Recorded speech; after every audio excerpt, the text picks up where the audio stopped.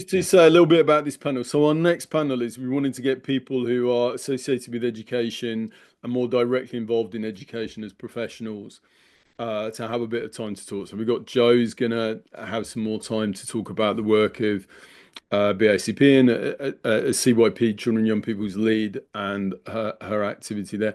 And then we've got Michelle Jamin, a colleague of mine at Roehampton, who's a developmental psychologist, who will be talking about these issues about emotional health and well-being from a educational psychology angle.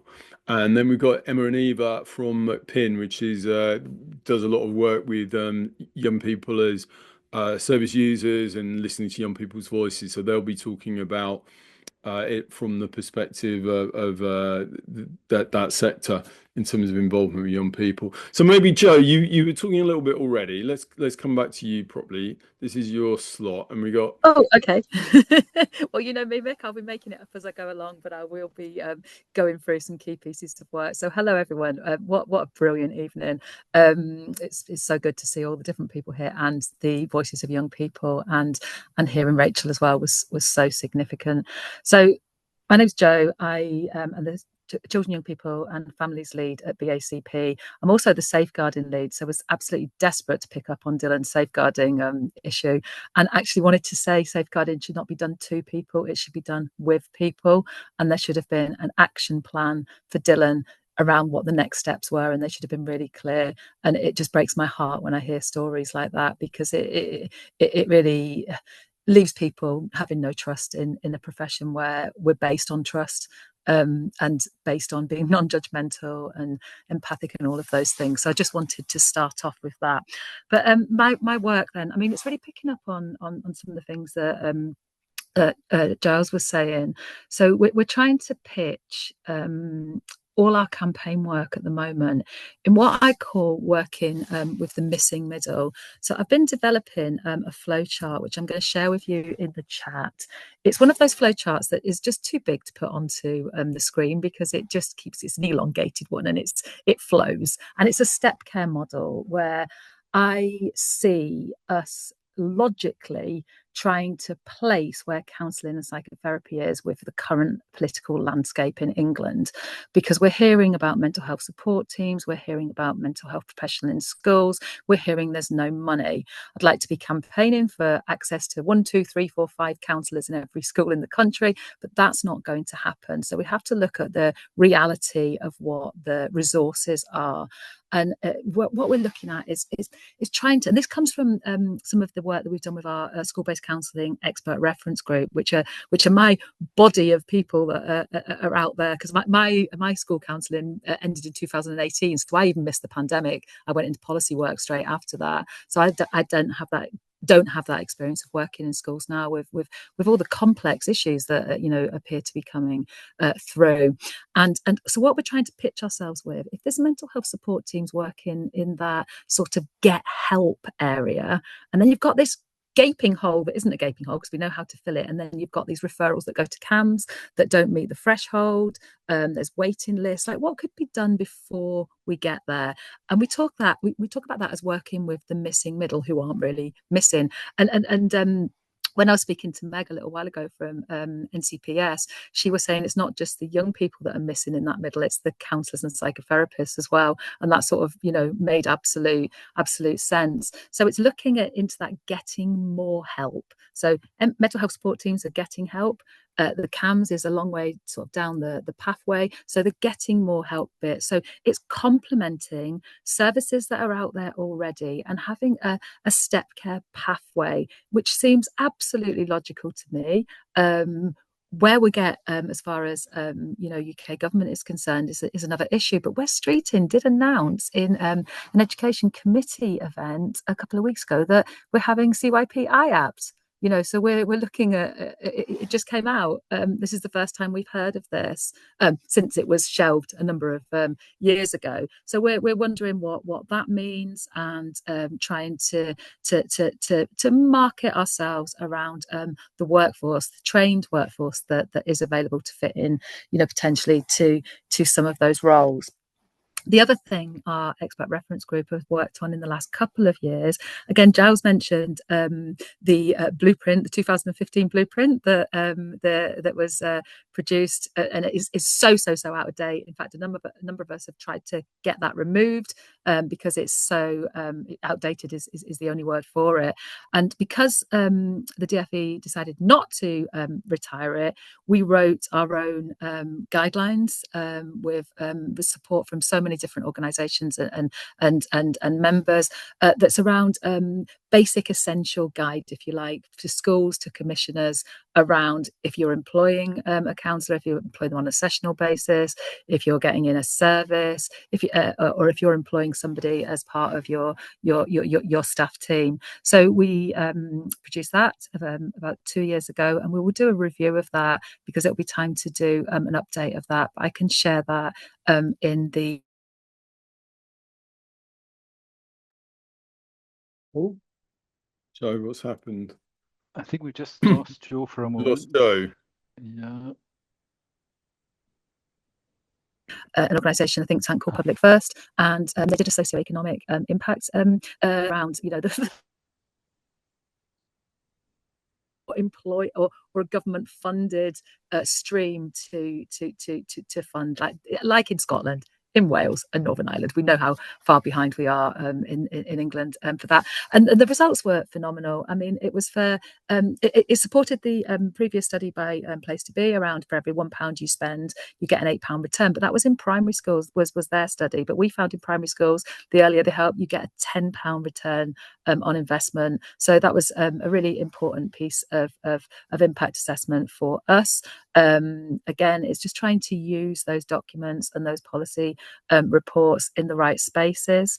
Other pieces of work that we've done, I'll just do our very last one, is working outside of the school doors, if you like, because not everybody wants to access support in schools. Some people might want to go under the radar or just not be that person that accesses a school counsellor. Again, Dylan did touch on that. So we're working with 4 different cross-departmental government departments, I've said that word twice, around the Young Futures hubs model. And we've alongside campaign partners around Fund the Hubs, Centre for Mental Health, Mind, Young Minds, Children's Society, Black Thrive, and of course Youth Access, who are leaders in the field around a model that works in a hub community setting. And that piece of work, we do campaign for it to be up to the age of 25, because we said there shouldn't be a cut-off point at 18 around children and young people's mental health. That is not going too well, because the Department for Education is likely to lead on the hubs, and they are very much see that cut-off point at 18. The tension we've got with that piece of work is Young Futures hubs are very much around reducing knife crime, youth crime, and it's trying to sort of put a square peg into a round hole at times. But what we've come up with and have produced is a blueprint for Young Futures hubs, which again I will share in the chat. Have I got any more minutes, Mick? You haven't, I'm afraid, Joe. Sorry. Yeah, I must stop. I won't talk about Brighton then, because there's another fantastic piece of work. But it can wait. You're very welcome to put something in the chat. Thank you so much for sharing that. And it's great to hear about the work that you're doing at BACB. But also, I think what's really exciting is to hear about the links with other organisations, and the way that, this is a real theme, I think, of this evening is how much people have been and how much opportunities and possibilities there are for people to work together. And I know people are picking in the chat groups like Peter UK and other groups that we can be talking more with. But without further ado, I want to pass over to Michelle Jamin, who's going to talk about her work from educational psychology perspective and how that. Well, Mick, I was going to say I might kind of do a bit of a spin on that, actually, listening to what everyone said so far, because there's been some really, really important points made already. I don't want to kind of repeat things that have happened already and try and bring something that hasn't perhaps been said so much to the conversation. So I guess I can come at this from different angles, because I have a background in school. I have worked in teaching. We haven't heard from teachers yet, and of course they have such an important voice in this. I come as a parent I also worked from my 2 children went to an academy, and I really sort of resonates what Dylan was saying about the punitive regimes that do happen in some academies when we think we're in the 21st century. It is quite shocking. Also, some time ago, I worked in schools in the capacity as a connections advisor. I don't know if people remember that service, which was across the country and offered a really valuable space for children and young people, a trusted adult in every school. Because what was really resonating from some of the young people saying that they were overlooked, it waited until they got to crisis point before anything happened. So much of what is happening in schools is very reactive. And Connections was there as an early intervention service, and I think that is a serious gap that we have in schools at the moment. Things are not happening early enough. And that's sort of early in the stage of children's issues and difficulties, also early in age. We've talked a lot about secondary schools, but there is a huge mental health crisis happening in our primary schools too. So we have many alarm bells going there. It struck me some of the language young people saying about surviving school. Schools should be nurturing places. We've lost sight of that. We're far from that at the moment for lots of young people who are being failed. So we need to think about how do we enable our young people to thrive, not survive in schools. We talked a lot about collaboration and joining up services. Schools cannot do things on their own. More work is being done to join up health and education, but there's still a lot of work to do there. What is the role of schools? Because, a lot of teachers see their primary role as educators. They don't feel equipped to deal with the mental health difficulties that are presented to them on a daily basis. And schools really are there to be that nurturing space, that haven where they can provide, early intervention. But that is not the reality of working in schools at the moment. That's where they are. That's where they do best. They're ideal settings for nurturing, developing emotional resilience, but they're not there to deal with crisis situations. Schools, teachers, staff in schools, mental health and wellbeing is everyone's business, but teaching staff, school staff need to be well trained. We're not very good at that in the UK. Europe are much better in early initial teacher training with helping staff develop vital skills. But important signposting, when it is a crisis situation, it needs the mental health professionals to deal with that. Not mental health leads in school that who are primarily teachers. One thing alongside of the sort of early intervention, the need for that, I think one of the most important things we've talked about having pupil voice, and that's not just for consultation. That's in every aspect, in developing, helping with looking at what interventions and initiatives work in schools. I've also done research in schools looking at interventions to support children and young people develop more resilience and emotional well-being. And one of the most impressive interventions I saw was one that was a collaborative approach. It was done in conjunction with young people. They were there throughout the design, the development. They helped do a pilot on it. It was actually a mental well-being app that was developed, and it was rolled out in their own school. It was in the same academy where there was a culture alongside that of some very punitive behavioural policies. So there is hope, and there is, there's some very inspiring stories. And I think we need to see more case studies of good practice for schools to share, because there is excellent work going on out there, but it's very disjointed. Some schools are doing brilliant work, much better than others. Some individuals are doing fantastic jobs, but we can't do it alone. There needs to be this very collaborative approach with everyone on board. And mental health and wellbeing is for the whole school community.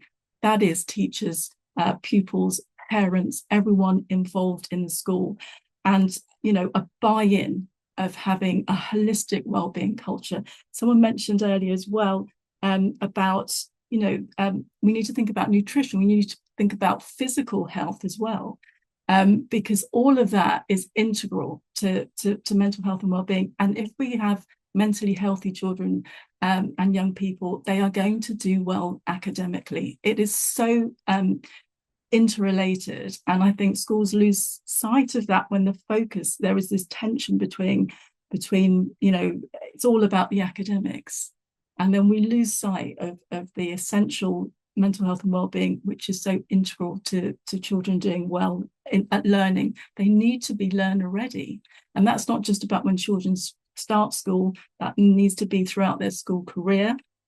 The other thing point I wanted to make, sorry, there's lots, but I know I'm going to run out of time, but I think we're constantly monitoring children's academic progress, but we don't look at their mental health and well-being progress. And I think there's something there that we need to think about, looking at that, and also thinking about pinch points.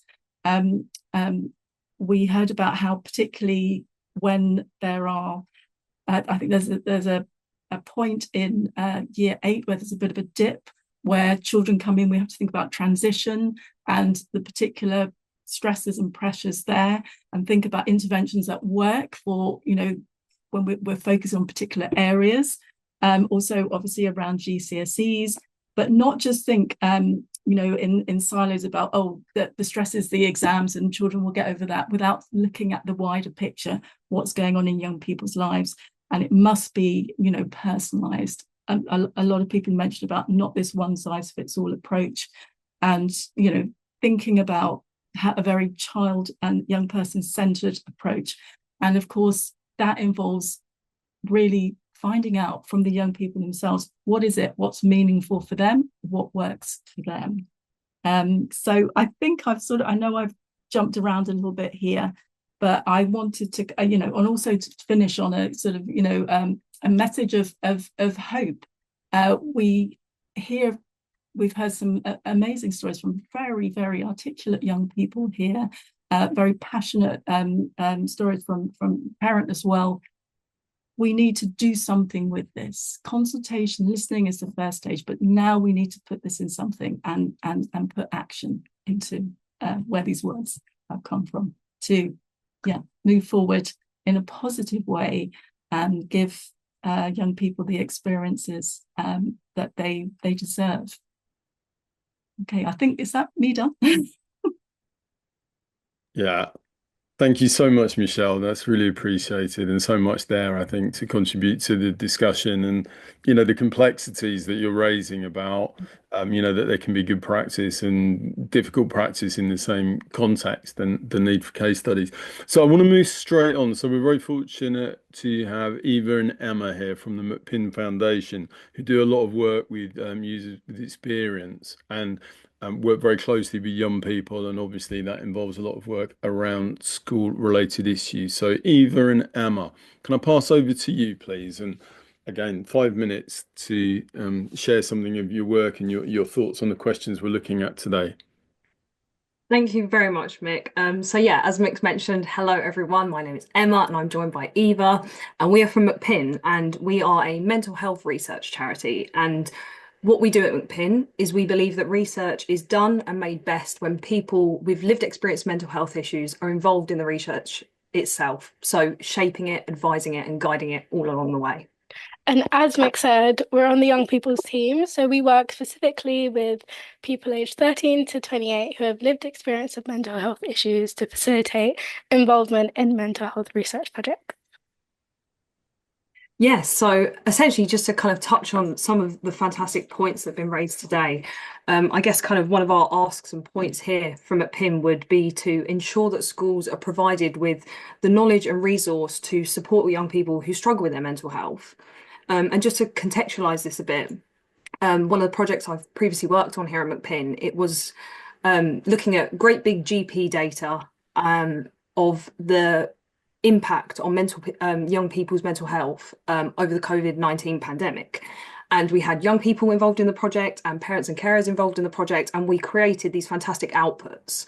And it was decided that one of these outputs should be for teachers, and we kind of tailored it all for that. And if I'm honest, how many teachers it actually ended up in front of, I'm not sure, which was a real shame. So a real ask for me would be that it's vital that we build connections and communications directly with schools so that we can provide them with the kind of latest, like on the front line knowledge and research that we are producing and getting from young people themselves. I'm very fortunate that one of my kind of like personal missions and projects at McPin is that I'm actively trying to engage with schools directly. And I was very fortunate that I actually found myself at a careers fair at a secondary school last month. And the young people, when I was telling them about McPin and being like, this is the work you can get involved in and this is what you can do, the things that really struck me was, first of all, their eyes really lit up when we mentioned, you can get paid for this. Like, we pay you because it's so valuable. But most importantly, what really struck a chord with me was when I was saying that there is so much power in young people's voice and their experiences and also their struggles. They have so much power. And so another real ask for us, I guess, would be to kind of create a space at the table for organisations such as ours so that we can really platform the voices and experiences of young people when we are having these conversations and doing these kind of events and really essentially trying to create a movement. So yeah. Oh, Eva, you're on mute. Oh, sorry, I pressed on this by accident.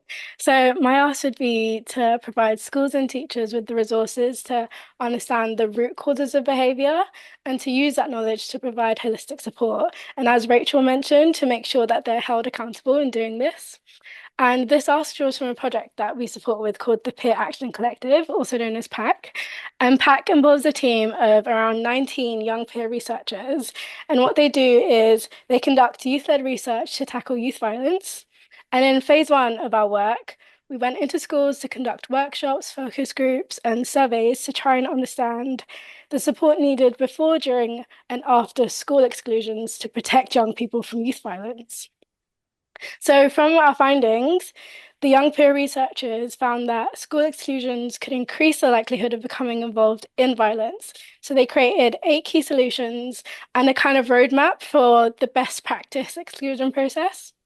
And one of the key takeaways was that it's really important for schools to understand the root causes of behaviour, because behaviour is communication. So this means viewing behaviours like lateness, absences, class interruptions through a lens of understanding the context behind them instead of just going straight to punishment, like Dylan mentioned he experienced. And their findings also suggested that schools can use this to provide holistic support that young people need. And this can begin to break the cycles of behaviours instead of doing temporary fixes that are often more harmful than good.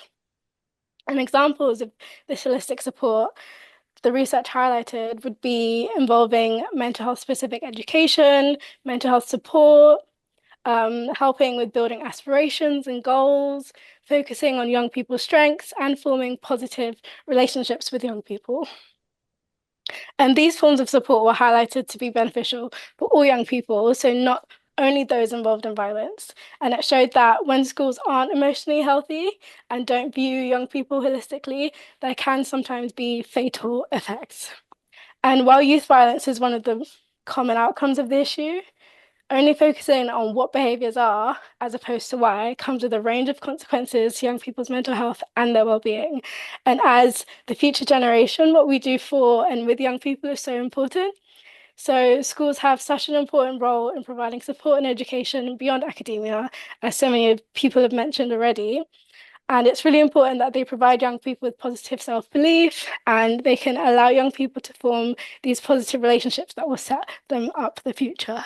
And finally, just to echo what Emma has said, youth-led projects like this really highlight how it's really important to have young people in the conversation. So in this project, our young people created these feelings and solutions cards that schools can actually use to help young people work through their emotions. And they also created an interactive film. So that launched yesterday, where they can show them in schools and show young people how their behaviours can be amended, and to also show teachers how sometimes their behaviours can impact the young people. But yeah, young people's voices are just really important in this conversation. That's brilliant. Thank you so much, both of you, Eva and Emma. And I think what you said about young people's voices being so important in this conversation has come up so much.